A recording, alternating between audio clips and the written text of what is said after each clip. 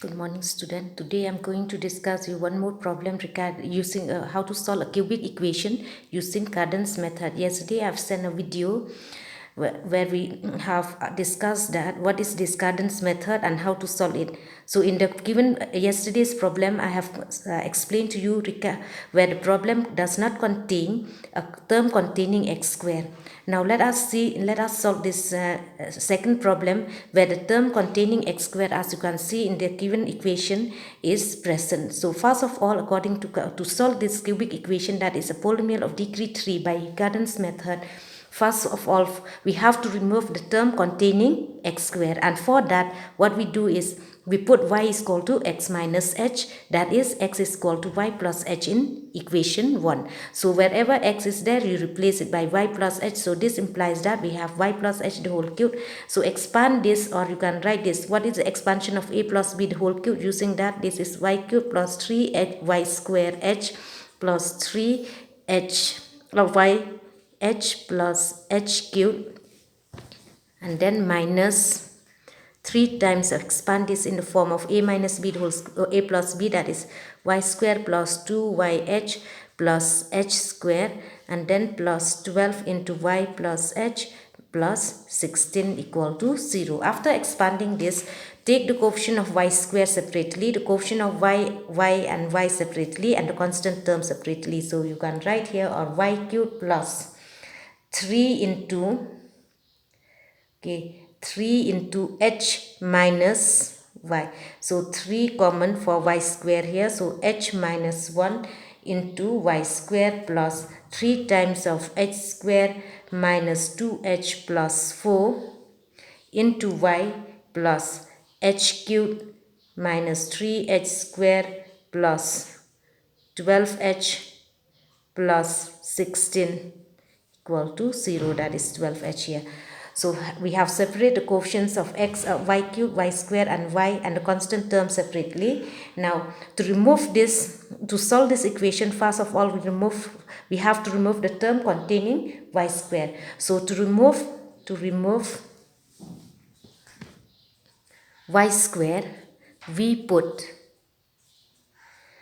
h minus y, the coefficient of y square, to be equal 0, but 3 can never be equal 0, so this implies that h minus 1 equal to 0, which implies that h is equal to 1.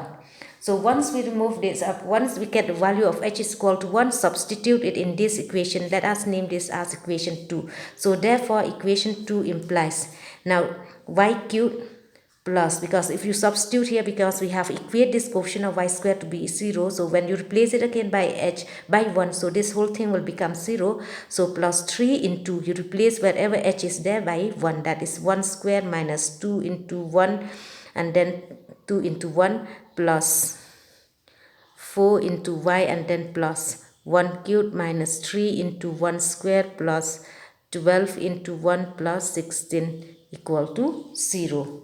Or what we have here is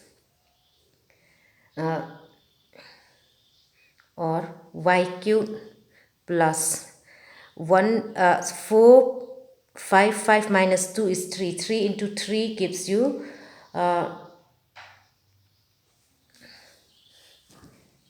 9y. So you'll get 9y plus, what the other constant term here is 12 plus 16 is 28. 28 minus 3 is 25. 25 plus 1 is 26. So you have 26 equal to 0. Name it as equation 3. Now, as you can see here, there is no term containing y square. We have remove it. Now we are going to solve it using Cardon's method. So to solve it Cardon's method, now we start with this. Assume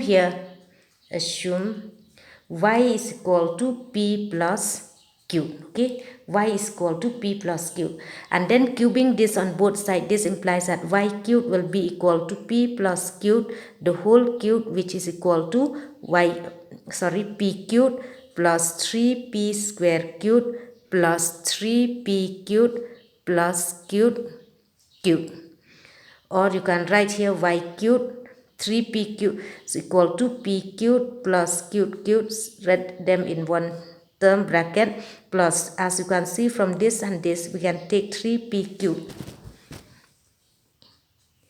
cubed common into p plus into, sorry, this is p square into cubed. But we know that p plus cubed is equal to y, so you replace it by y again. So you have p cubed plus cubed plus 3p cubed y. Bring all this term to the left hand side. You have or y cubed minus 3p cubed y, and then plus minus p cubed plus cubed is equal to 0.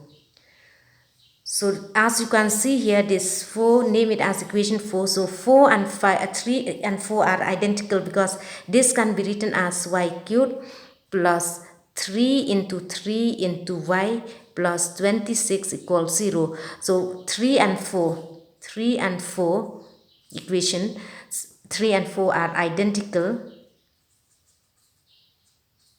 So this implies that comparing the coefficient of y here, you get minus p cubed is equals 3. So we have minus p cubed is equal to 3, or you can say that p cubed here is equal to minus 3. And then what about p cubed plus cubed minus p cubed plus cubed is equal to 26, or you can write here p cubed plus cubed is equal to minus 26. Now if it is minus 26, now cubing this on both sides, so this implies this p cubed, the whole cube, so you cubing on both sides of this, you have p cubed. Okay, I'm writing the next page. So you have p cubed into cubed is equal to minus that is minus 3, the whole cubed. This is equal to minus 27. And we have here the sum p cubed plus cubed is equal to 26, minus 26.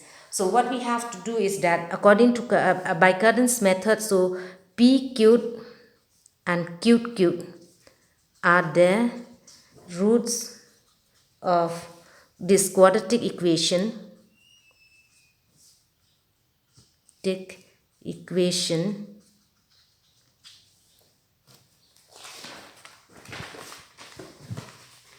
are the roots of quadratic equation.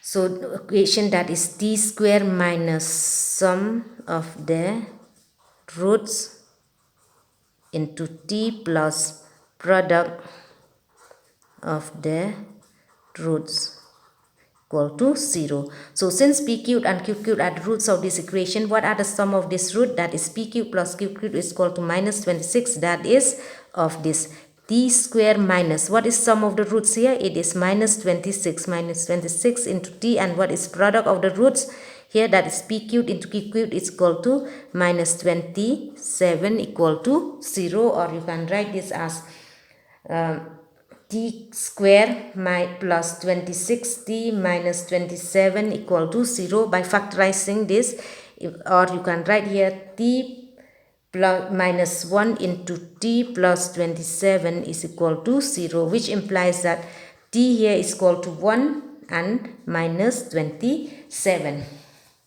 So here these are the roots of this quadratic equation, but p cubed and cubed are the roots. So let us take p here, let us put p cubed is equal to 1 and cubed is equal to minus 27.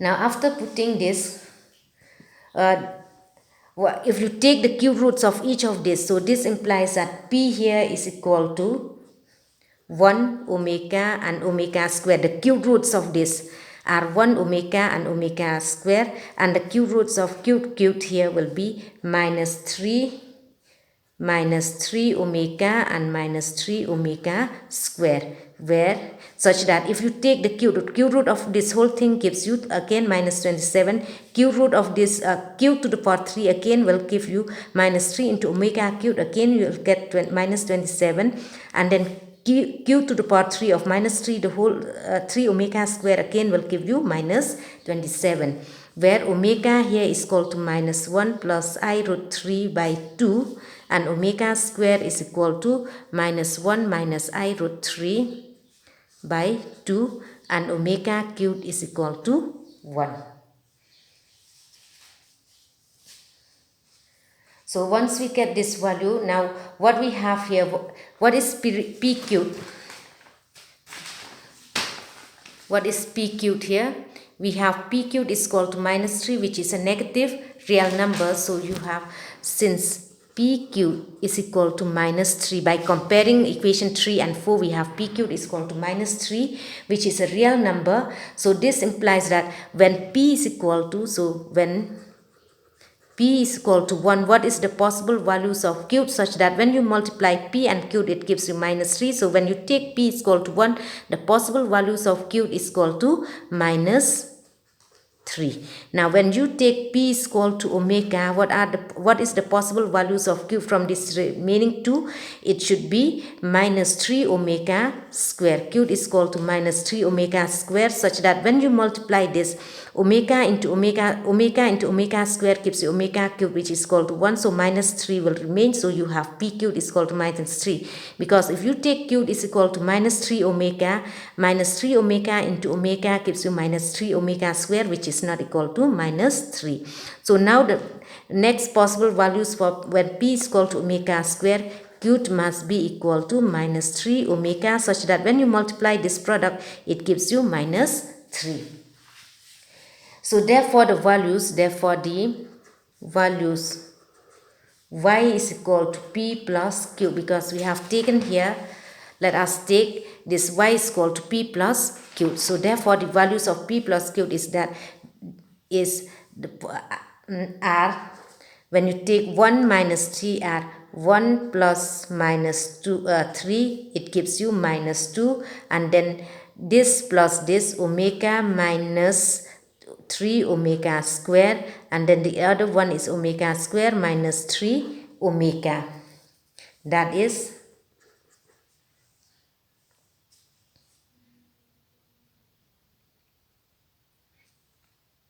minus 2, and then you replace this omega. What is omega here? It is minus 1, okay, minus 1 plus I root 3 by 2, and then minus 3 times of omega square is minus 1 minus I root 3 by 2. Again here also omega square is minus 1 minus I root 3 by 2, and then minus 3 times of minus 1 plus I root 3 by 2. After solving this, you will get the actual values of y. So this implies that y will take the value minus 2. You simplify this and this, what you get is 1 plus 2I root 3. And the other one, which is the conjugate of this, that is the sum of this, will be 1 minus I root 3. 1 minus twice I root 3. So therefore, but actual roots are in the form of x, so therefore x here, which is equal to y plus h, which is equal to y plus 1, will give you the value minus y, that is minus 2 plus 1 gives you minus 1, and then when you add here with this 1, you will get 2 plus 2I root 3, and the other one, it should be 2 minus 2I root 3. So these are the roots of there, that is minus 1, and then 2 plus or minus 2I root 3 are the roots of this cubic equation, x cubed minus 3x squared plus 12x plus 16 equal to 0. This is how we solve it, this cubic equation, using Cardon's method when the term containing x squared is present.